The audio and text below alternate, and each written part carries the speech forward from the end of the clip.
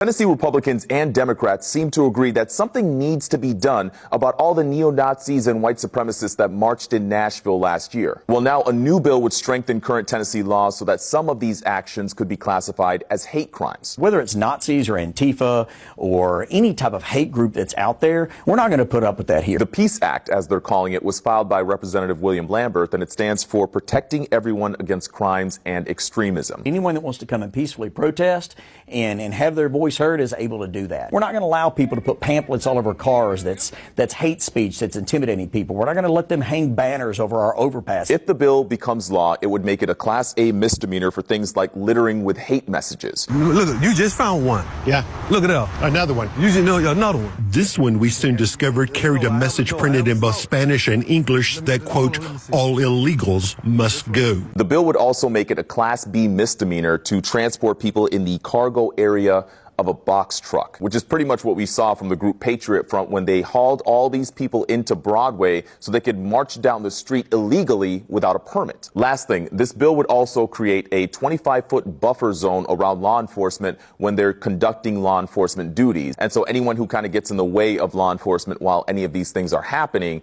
they could be charged with a misdemeanor. You can also be charged with a misdemeanor if you give a false name or if law enforcement has credible video or eyewitness evidence to suggest that you committed a crime. If some of these ideas from the Republican-controlled legislature sound familiar, it's because they were originally passed by the Democratic-controlled Metro Council. I've enjoyed working with the mayor. I mean, we've talked to him about this bill. So why the partnership? Metro ordinances can only be punished with a fine. At the state level, we're able to pass criminal laws where someone would actually go to jail if they were violating this bill. And they should. Because, again, hatred has no place in the state of Tennessee. We were told this was one of what could be many bills that come forward discussing the same issue, but I'm curious what you think about the Peace Act.